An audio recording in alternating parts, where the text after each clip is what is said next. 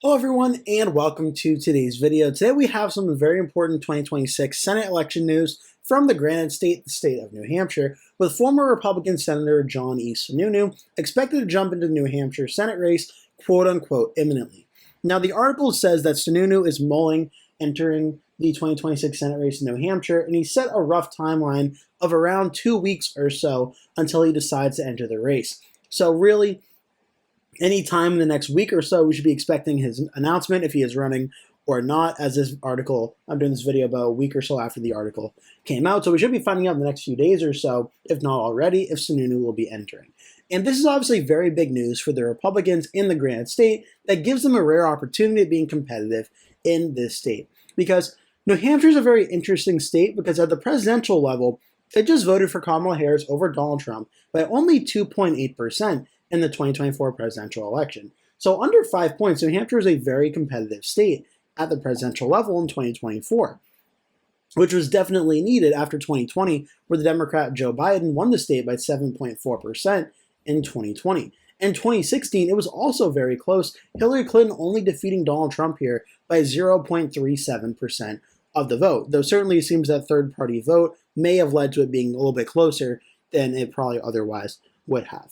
Even though New Hampshire's been very competitive at the presidential level, it hasn't voted actually Republican since the year 2000, when George Bush defeated Al Gore by 1.3%, and again, a third-party candidate, Ralph Nader, took 3.9% of the vote. So it's been on a pretty hot Democratic streak at the presidential level. And at the Senate level, it's looking pretty good for the Democrats as well. In 2022, though it looked like the polling for this race was showing a competitive race between the Democrat Maggie Hassan and the Republican Don Bolduc, ultimately pretty much all the undecided voters ended up breaking for Maggie Hassan, and Hassan won by 9.1%. And only 2 counties in Coos County and I believe Belknap County voted for Don Bolduc over Maggie Hassan. And though again, the polling showed a pretty tight race, Hassan leading by about 1.4%, 2.2%, 3.2% going into it, showing a very tight race. It ultimately ended up breaking pretty much all for Maggie Hassan, and she won by a pretty large number, 9 points. In 2020, it was even worse for the GOP. Jeanne Shaheen, the Democratic incumbent, was facing re-election. Republican Corky Messner won the primary after a lot of top Republicans, including the governor, Chris Sununu, did not want to run against Shaheen as they viewed it as a very, basically unwinnable task, and Shaheen won re-election by over 15 points. The last Senate election that was really close in New Hampshire came in 2016, when the Democratic governor Maggie Hassan faced off against the incumbent Republican Senator Kelly Ayotte and nearly defeated her by 0.14%. Which showed in an election where the Republicans run a strong candidate, someone that's not 100% a MAGA pro-Trump Republican, but rather someone that could appeal to pretty much all aspects of the Republican Party. It was a very close race. Ayotte was the incumbent and did narrowly lose here, but still it was a very close race. The last race before that, 2014, Jeanne Shaheen faced off against Scott Brown just 2 years after Scott Brown lost his Senate race to Elizabeth Warren in Massachusetts, and it was also a pretty close race, a 3.2% win for Shaheen over Brown. Now, in that regard, in 2014, it was one of the best Republican midterm years, and that may have attributed to it being a 3.2% race, but it was still super competitive. Now, for 2026, make no mistake, the Republicans really want to make New Hampshire competitive, because when you look at the Senate map for 2026, right now, the competitive Senate seats that I would say are toss-up are in Maine with the Republican Susan Collins, Michigan now an open race, North Carolina an open race, and Georgia with Democratic Senator Jon Ossoff. The Republicans' top pickup opportunities are in Michigan and in Georgia. But outside of that, there really isn't a ton of places for the Republicans to try and expand the map. There's Minnesota, which is now an open race, but they have a pretty strong Democratic voting history as well, even longer than New Hampshire's, going back, I believe, to the 70s. So that one's going to be very tough for the GOP. And then from there, there's nothing really else. You can try and make an argument for New Mexico, but I would argue it's more safe Democrat than likely Democrat at this current point in time. And that's kind of it for the GOP, unless you throw in the state of New Hampshire. Where New Hampshire, though it's voted Democratic at the presidential level and in the last 10 years or so pretty strongly at the Senate level, there is now a rare potential opening in the Granite State, with the former U.S. Senator and brother of the governor, or former Governor Chris Sununu, John E. Sununu, now interested in entering the race and possibly entering this race. Now, this sets up a very interesting primary underway. On the Democratic side, there are three Democrats running in Chris Pappas, the U.S. representative of the 1st District, Karishma Manzar, who is more of a progressive Democrat, and Jared Sullivan. More likely than not, Chris Pappas is going to win, and by a pretty substantial margin. The University of New Hampshire did a primary poll showing Pappas at 65%, Manzar at 14%. I don't think it's going to get very close. I think Pappas will win without pretty much too much of trouble. The Republican side is going to be a lot more interesting. Former U.S. Senator Scott Brown is running and declared running in this race, and he has been adamant that he will be staying in this race and will be in it for the long haul, no matter who enters the race, obviously taking a shot at former Senator John E. Sununu. So Scott Brown is going to be a very tough fight in this race for John E. Sununu, because this is not just another Republican from New Hampshire that you've never heard of before. Scott Brown is a former U.S. Senator, former U.S. ambassador in President Trump's first term, and someone that is going to have a lot of political pull in the Republican primary for Sununu to face off against. It's also very significant when you consider the fact New Hampshire, as of now, is one of the latest primaries in the United States. I believe the second Tuesday in September, so around September 14th or so, is when that primary is. So it only gives the Republican, whether it's Sununu or Brown, roughly about 2 months or so to get out, make their case to the voters, whereas Chris Pappas, even though it is a Democratic primary, essentially on paper is running unopposed compared to facing off a Brown for Sununu Republican primary. But Sununu and Brown in the early polling show a tight race, but one that John Sununu is winning. The recent UNH poll from September showed Sununu leading 42-19 over Scott Brown, with Republican Dan Innes dropping out and endorsing Sununu. Coefficient Republican poll from September showed Sununu leading 40-23 over Scott Brown, where the only other poll from before that did not include Sununu's name. So from that standpoint, it looks like John Sununu starts out with a pretty strong lead in the Republican primary, though there is enough undecided vote for Scott Brown to potentially catch John Sununu. Sununu clearly starts out as the favorite. For this race, though, at the general election level, it's currently leaned for the Democrats from pretty much every political prediction ranking. Inside Elections, Cook Politico, Sabo Crystal Ball all have it as lean for the Democrats. Race to the White House does have it as tilt. Now for Chris Pappas versus Scott Brown, the polling hasn't really represented a lean race for the Democrats and Republicans, though. The Coefficient Republican poll, which is one of the main reasons I'm doing this video, which just came out between October 9th and 13th, of the 1,000 voters, shows Pappas leading Scott Brown 49-39, a 10% lead, with 13% undecided. Now, based on the recent election history of Republicans in New Hampshire, I think Scott Brown's going to do a lot better than that 39%.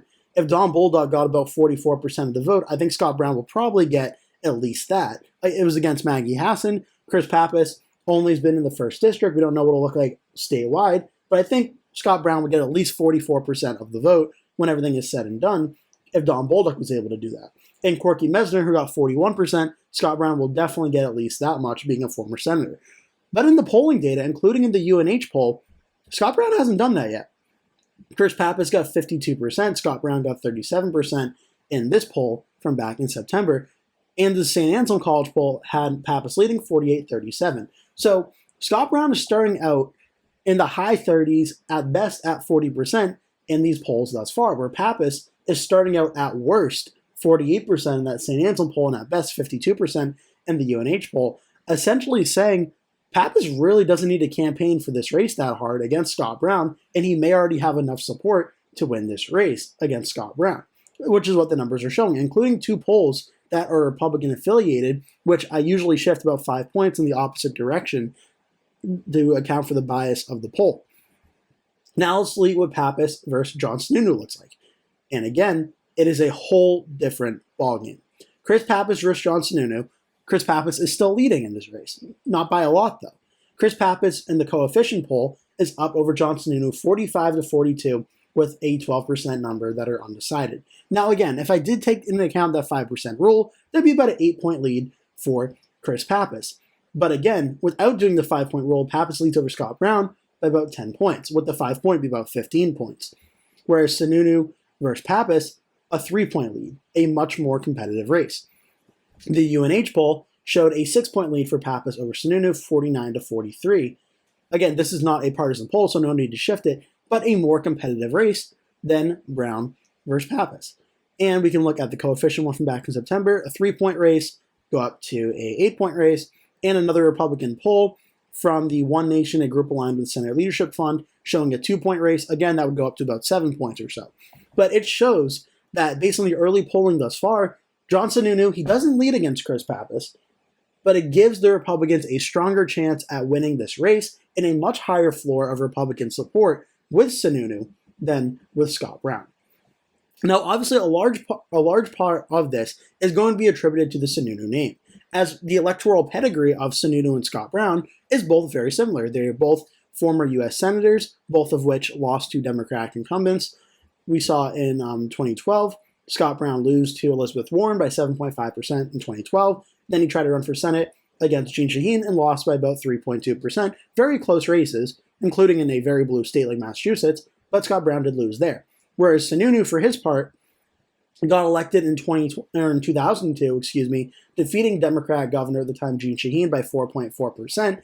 In that race, 4.4. And then in 2008, the big Obama election year, Shaheen defeated Sununu in a comeback Senate bid by 6.3%. And he has not run for office since then. So this is going to be a primary of two Republicans who have run for Senate, who have both run for Senate against Jeanne Shaheen, funny enough, running in this election in 2026 against Chris Pappas to try and be the Republicans' best chance to take out a Democratic seat and flip it red. And thus far, the early polling data shows that John Sununu starts out about 3 to 4 points higher in the floor for the GOP than Scott Brown does. It also shows that when it's Chris Pappas against John Sununu, Pappas is starting out 45%, 49%, 46%, 45%, whereas against Scott Brown, it's 49, 52, 50, 48. Pappas is running about 2 to 3 points higher against Scott Brown than he is against John Sununu. So this is why the anticipated entry into the race by John Sununu, who, by the way, if I have not mentioned it already, is the brother of the former governor, popular governor, Chris Sununu, is showing to have a lot of important coattails in the Granite State. Now, I cannot stress this enough. This is John Sununu running, not Chris Sununu. Republicans are going to try their absolute best to try to tie John Sununu towards Chris Sununu, and so far the polling shows it seems to be working. But I do believe Chris Sununu gives the Republicans the best chance to win this race. John Sununu probably gives the Republicans the second best chance to win this race. But I don't think it gives the Republicans as good of a chance. Because Chris Pappas versus John Sununu, yes, John Sununu starts with a much higher floor. It gives the Republicans a much stronger chance of winning. 3 out of these 4 polls have been Republican polls, and Chris Pappas has still led in every single one. The only nonpartisan poll was the UNH poll, and it showed Pappas leading over Sununu by about 6 points. So this race right now, I still would consider to be in the Democratic column. And by the numbers and the polling margins, when you account for the weighting of the Republican polls, would still narrowly be in more of the likely Democratic category of plus 5 points, in between 5 and 15, than under 5 points of lean Democratic. But I do think if Sununu enters this race, I at very least think it shifts down into lean Democratic, where it could be under 5 points and in between 1 point when everything is said and done.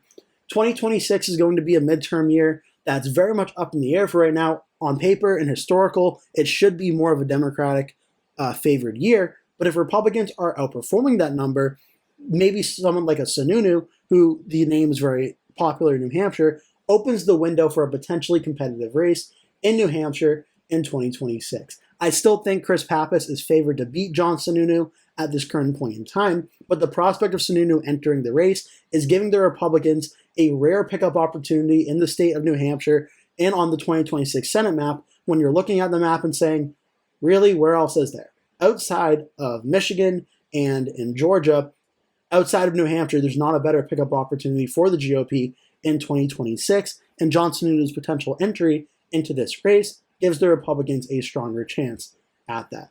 I hope you enjoyed this video. Make sure to like and subscribe if you did. Leave a comment below, tell me your thoughts. Stay tuned as I have some very important videos for 2025 coming out this week that you're not going to want to miss. Thank you so much for watching. Hope to see you in a future video.